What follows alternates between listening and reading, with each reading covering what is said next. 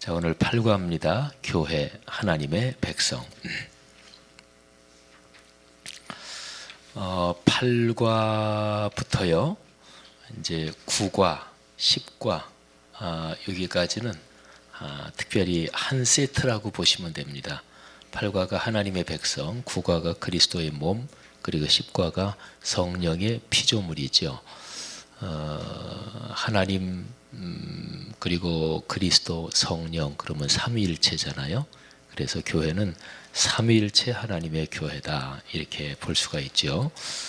58조 한번 보시죠. 자, 오늘의 말씀 연구. 신약 성경에는 교회에 대한 가르침이 많이 나옵니다. 특히 사도행전 전체는 교회가 탄생하고 생명의 역동으로 성장해가는 모습이 생생하게 기록되어 있습니다. 사도행전 외에 성경의 여러 곳에 교회가 어떤 모습이어야 하는지 그 모습이 증언되어 있습니다. 교회의 본질을 삼위일체 하나님과 연관하여 다음과 같이 표현할 수 있습니다. 하나님의 백성, 그리스도의 몸, 성령의 피조물. 그러니까 삼위일체 하나님이 교회를 세우시고 또 이끄시고 완성하신다, 그렇게 얘기할 수 있죠. 교회는 하나님의 백성입니다. 성도들이 모인 공동체가 교회입니다. 건물은 정확하게 말하면 집 당자를 써서 교회당, 또는 교회의 가장 본질적인 목적이 하나님께 예배 드리는 거거든요. 그래서 조금 더 정확하게 그 목적을 적시해서 표현한다면 예배당, 이렇게 얘기할 수 있죠. 근데 우리 교회처럼 이게 굉장히 건물 규모가 크고 또 교회 안에 여러 가지 복합적인 기능이 있는데 그런 것을 예배당, 그렇게 부르기는 조금 적절치 않아 보이죠. 예배당은 아담한 시골교회 뭐 그런 게 얼른 연상이 되죠.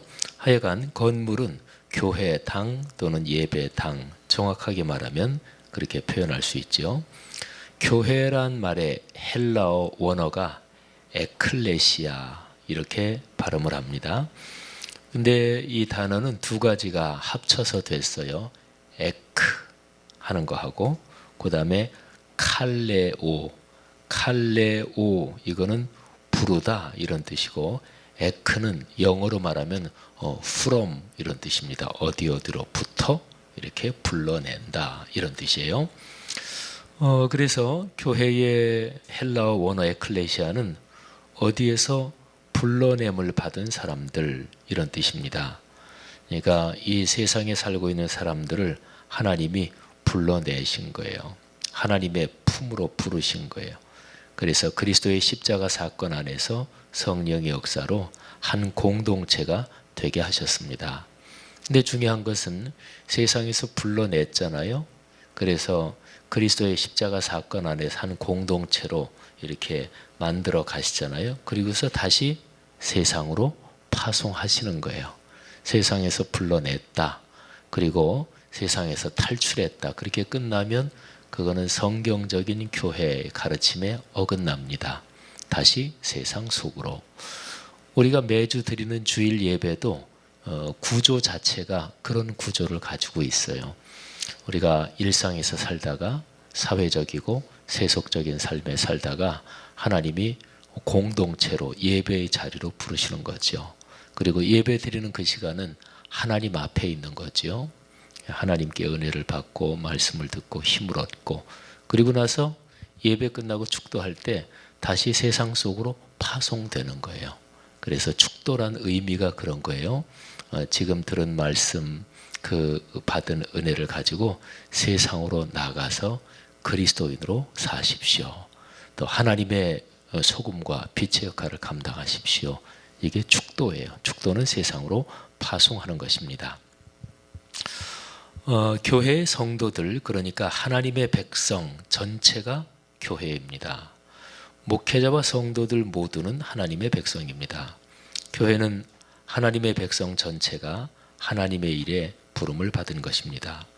목회자가 특별하게 부름을 받기는 했지만 근본적으로 보면 하나님의 백성 전체가 교회의 일에, 하나님의 일에 부르심을 받았습니다.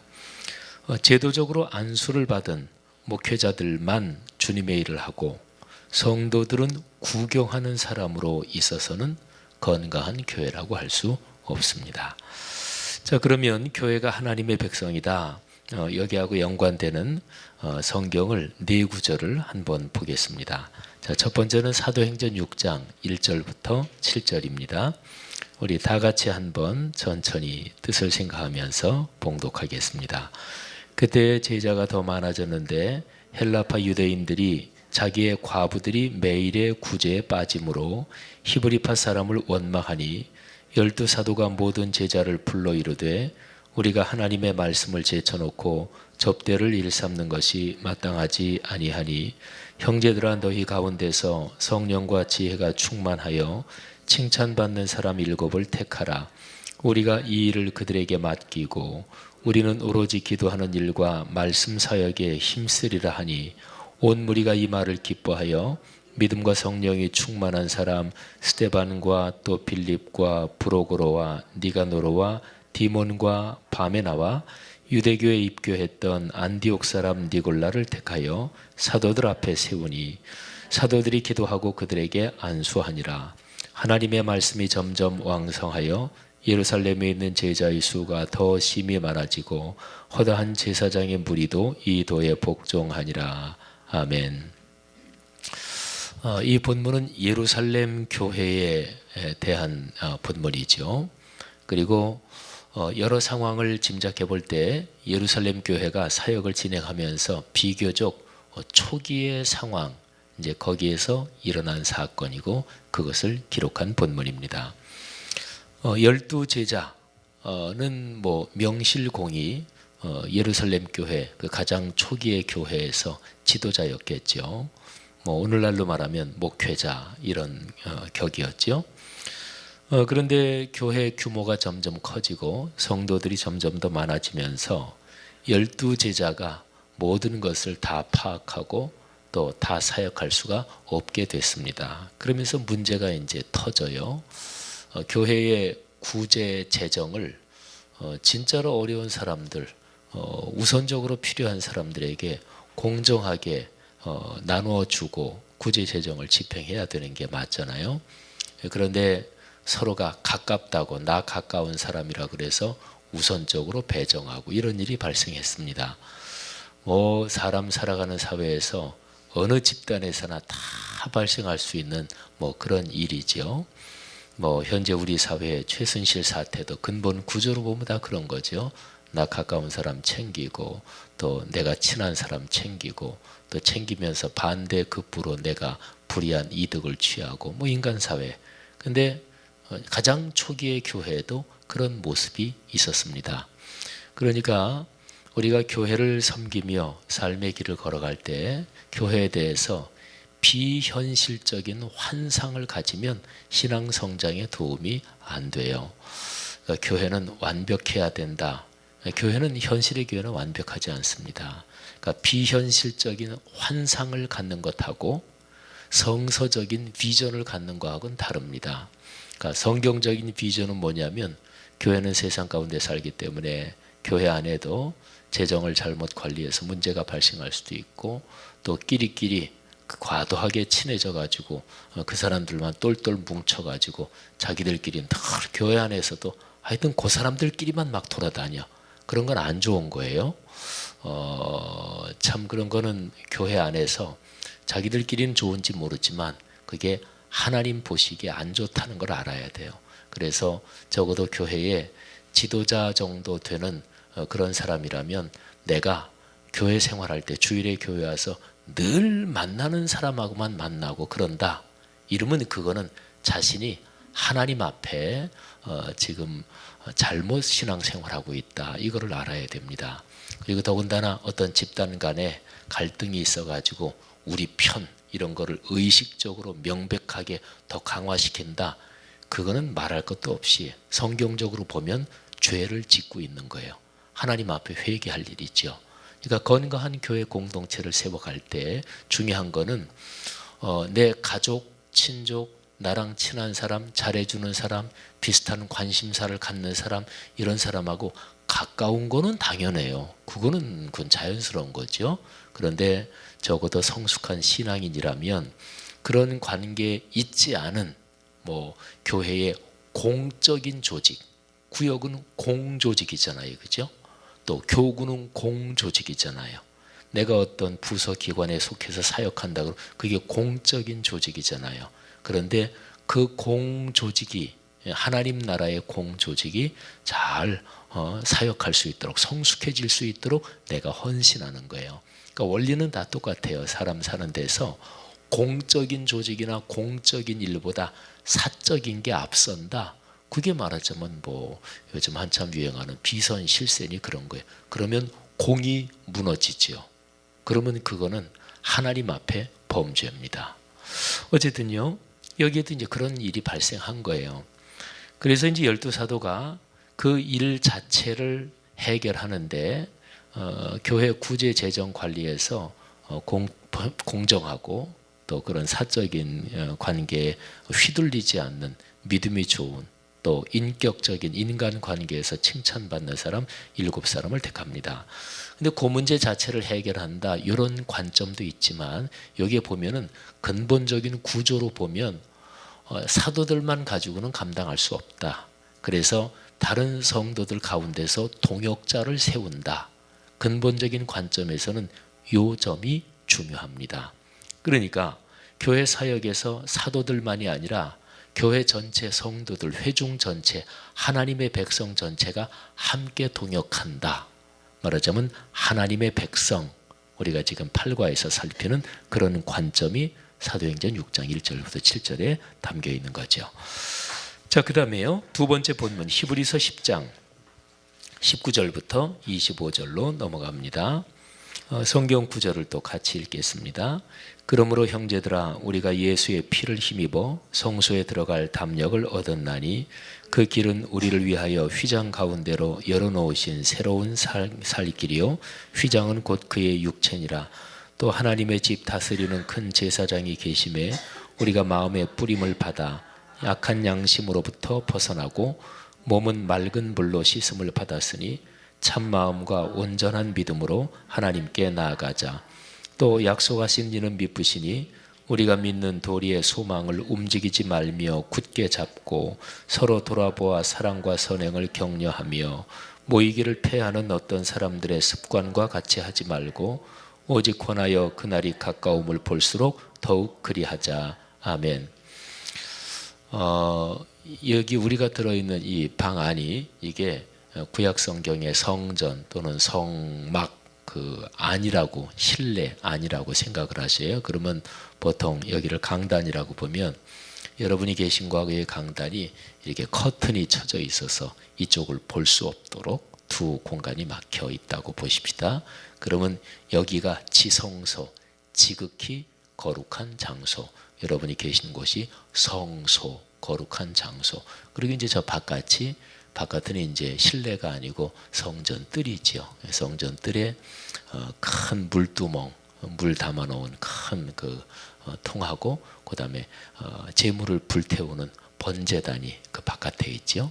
그리고 이제 안으로 들어오면 촛대하고 떡상이 있고 이 안에 여기는 볼 수도 없어요.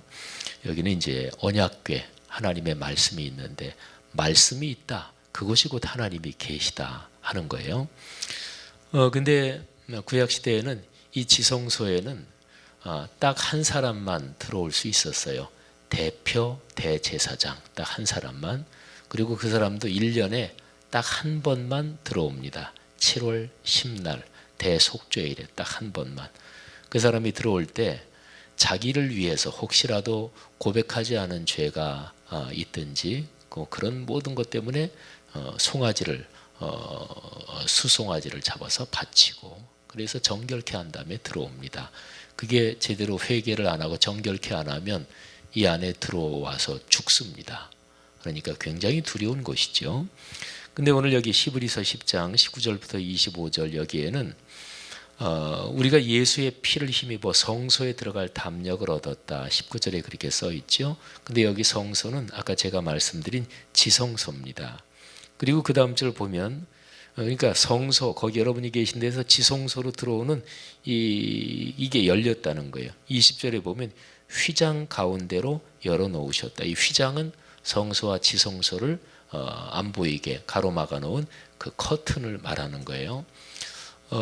예수님께서 돌아가실 때 이 휘장이 둘로 찢어집니다. 그러니까 구약 시대에서는 하나님 앞에 나갈 때는 보통 회중은 자기가 못 나가요. 제사장을 통해서 하나님께 연결이 되는 건데 예수 그리스도께서 십자가에 달려 돌아가심으로써 그 길을 그냥 열어놓으신 거예요. 근데 이 휘장, 이게 예수 그리스도의 육체를 상징한다. 예수 그리스도가 당신의 몸을 찢으시는 거예요. 이게 예수 그리스도 십자가의 구원의 사건입니다. 그래서 이 의미를 보면 누구나 다 하나님께 나갈 수 있는 거예요. 가톨릭에서는 죄를 용서받으려면 사제한테 반드시 얘기를 해야 됩니다. 신부한테 가서 얘기를 합니다. 그걸 고해성사라 그래요. 그래서 뭐 영화 같은데 그런 데서 보셨죠? 실제로 이제는 성당 같은데 보면 이렇게 사제 신부가 이쪽에 앉아 있고 그리고 저쪽에 얼굴이 이렇게 보이지 않게 되게 이렇게 천으로 이렇게 놨고 그쪽에서 죄를 고백해요. 저 어제 남편하고 대판 싸우면서 욕도 했습니다. 뭐 이런 실제로 그런 실제적인 자기가 지은 죄를 그러면 이제 사제가 그 사람한테 가톨릭에서는 주기도문을 천주경이라 그래요. 또 마리아를 저기 안에 기리는 기도, 뭐 성모송 이런 것도 있고 또 뭐 우리 사도신경처럼 거기도 고백의 기도가 있는데 뭐 천주경 몇 번 외우고 마리아 그 기도 그거 뭐 10번 외우고 뭐 이런 식으로 이제 쉬운 얘기로 자기 죄를 용서받는 어떤 그런 거를 해요. 또 묵주기도를 하죠. 천주교에서 묵주기도 뭐 2번 하고 뭐 이런 식으로. 그러니까 사제를 통해서 죄를 용서받아요. 근데 그거는 구약적인 구조입니다. 예수 그리스도께서 길을 열어 주심으로써 그럼으로써 우리는 누구나가 다 하나님 앞에 자신이 직접 회개의 기도를 드릴 수 있고 용서를 구할 수가 있는 거예요. 가톨릭이 좋아요? 기독교가 좋아요? 이게 심리적으로는 가톨릭이 이게 굉장한 효과가 있어요. 그래서 가톨릭은 성직자는 안 건드려요. 구조 자체가 그렇게 되어 있어요. 교회 구조가.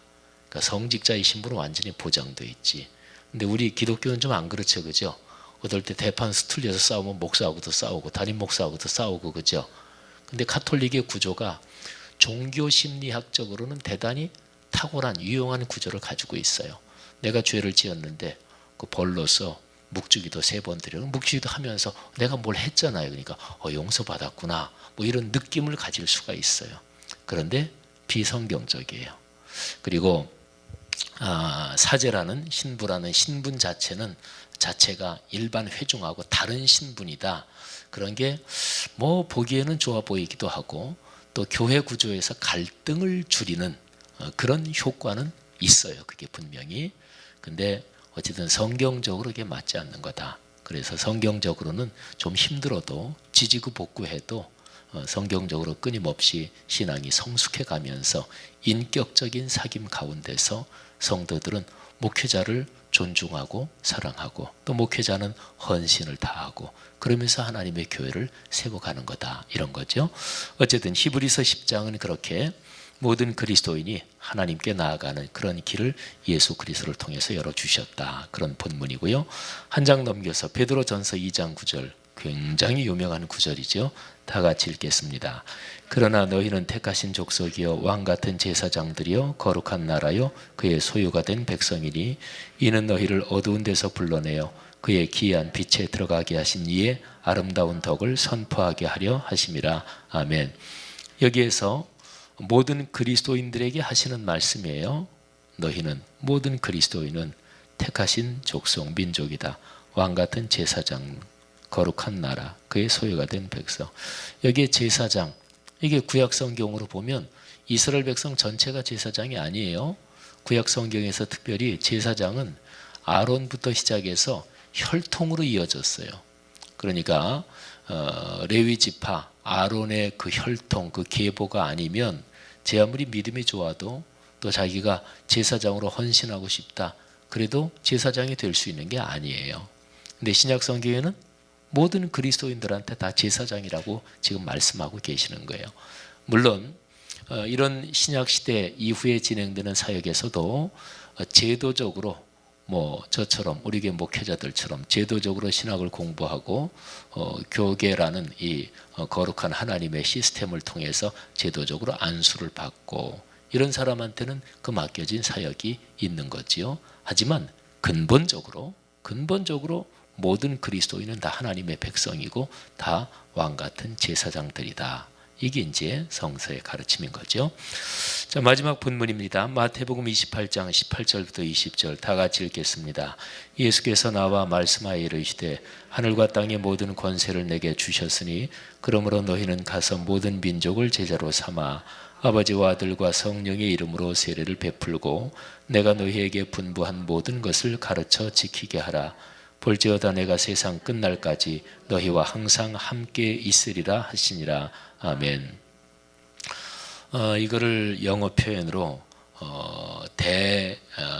대명령, The Great Commission이라고도 표현하죠. 예수님께서 하늘로 오르시면서 맨 마지막으로 주신 명령입니다. 그리스도인들에게 굉장히 유명한 명령이죠. 근데 이 명령이 교회 공동체 안에서 목회자들에게만 주어진 것일까요? 그게 아닙니다. 예수님은 올라가시면서 모든 교회 전체에게 이 명령을 주신 거예요. 그래서 우리 그리스도인의 삶은 어떤 직종, 어떤 직장, 어떤 일을 하며 살아가든지 간에 예수 그리스도께서 가르치신 그 말씀을 전하고 또 그대로 살고 이게 그리스도인 전체에게 맡겨진 명령인 거죠. 자식을 기르는 것도 마찬가지고 또 내가 직장 생활하고 인생길 걸어가는 게 다 마찬가지죠. 그래서 교회 공동체 안에서 교회 공동체가 하나님의 일을 감당할 때 그 하나님의 일 어느 하나에 진지하게 내가 참여하고 동참하는 게 아주 중요합니다. 근데 그거는 제가 이제 목사로서 볼 때 교회가 잘해야 돼요. 좀 더 구체적으로 얘기하면 목회자가 목회를 성경적으로 좀 잘해야 돼요. 예를 들어서 교회 숫자를 늘리기 위해서 성도들을 막 동원하고 성도들을 충분히 활용하고 그렇게 목회하는 교회에서는 교회 일에 열심히 동참하면 잘못하면 이게 생활이 엉망이 될 수가 있어요. 그러니까 목회자가 성도들의 삶의 행복보다는 또 성경에서 말하는 그리스도인으로서 현실적으로 보면 교회 생활만 있는 게 아니잖아요. 가정 생활도 있잖아요. 사회 생활도 있잖아요. 그러니까 교회 생활, 가정 생활, 사회 생활을 전부 다 포괄해서 어느 한 그리스도인이 또는 인생길을 걸어가며 가정도 갖고 자녀를 키우고 한 그리스도인이 인생길을 걸어가며 성경에서 말씀하는 그런 복된 그리스도인으로 걸어간다. 여기에 초점을 정확하게 맞추는 게 그게 교회로서 맞죠. 근데 어떤 목회자가 우리 교회 숫자 늘리려고 막 거기에 그게 제일 위에 딱 초점을 맞춰놓고 나머지는 전부 다 거기에 일렬 종대로 세우는 거예요. 그런 교회에서 목회자가 하라는 대로 다 하면 이게 인생이 이게 뒤틀릴 수도 있습니다. 너무 현실적인 얘기를 하나요? 그럴 수가 있죠. 쉬운 얘기를 대표적인 예는 이단 집단은 완전히 그런 거죠. 사람을 완전히 유린하고 착취하고 이용해 먹는 거잖아요.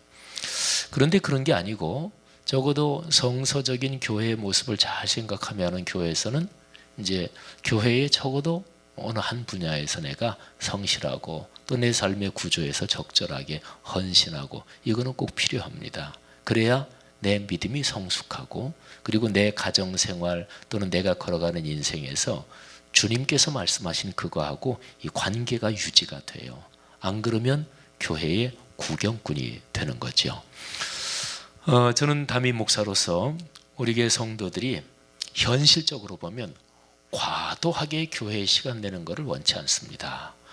현실적으로 교회 생활도 있지만 가정 생활도 해야 되고 또 자신의 사회적인 활동도 주님의 일이에요. 그죠? 다 주님의 일입니다. 전체가 다 주님의 일인 거죠. 그래서 거기에서 균형 잡혀야 돼요. 그래서 주일 예배를 중심으로 물론 교회 성도들 가운데는 다른 사람보다 훨씬 더 시간을 많이 내고 헌신하는 분들이 계십니다. 또 그런 분들이 일정 부분은 돼야 교회 사역이 진행이 돼요. 그런데 어떤 경우에도 어떤 성도들 중에 어떤 한 사람이라도 교회의 활동을 위해서 그 사람이 희생된다. 그거는 제가 보기에는 바르지 않습니다.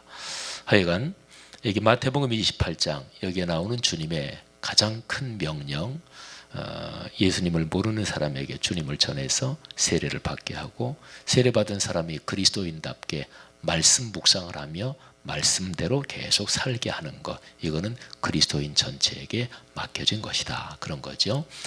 그래서 우리 교회가 해외에 이런저런 사역을 하면서 우리 교회 성도들 가운데 뭐 공직을 뭐 이렇게 생활을 했다, 뭐 교직 같은 데서 한 20년 지나면 연금 안정적으로 나오잖아요, 그죠?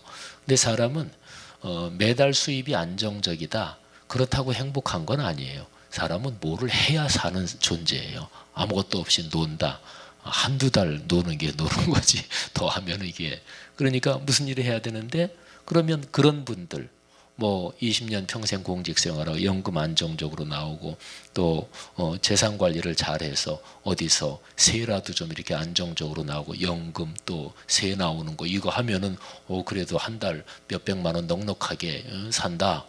그러면 그런 분들이 우리 교회 해외에 있는 어떤 앞으로 센터 이런 게 생기면 그런 데 가서 자비량으로 헌신하는 거예요. 그잖아요. 그 사람들은 그런 상황이 되니까 그렇게 보람 있게 헌신할 수 있는 거죠. 근데 멀쩡하게 지금 애들 뭐 중고등학생인데 나 살림 다 집어치우고 지난주에 목사님 설교에서 은혜 받았는데 여보 나 어디 한 1년 나갔다 올게, 그러면 안 돼요. 그리고 그런 사람이 저한테 와서 목사님 제가 목사님 설교 듣고 은혜 받았습니다. 제가 1년 다 내려놓고 나가겠습니다. 성경 말씀대로 비우겠습니다. 그러면 제가 정신 차리십시오. 그건 헌신이 아니에요. 그러니까 신앙은 열광하고 다릅니다. 우리 교회 어떤 권사님 중에서 한 2년 전인가 단기 선교 나갔다 와서 그 권사님이 저한테 상담하면서 목사님 제가 그쪽에 선교사로 헌신하겠습니다, 그러는 거예요.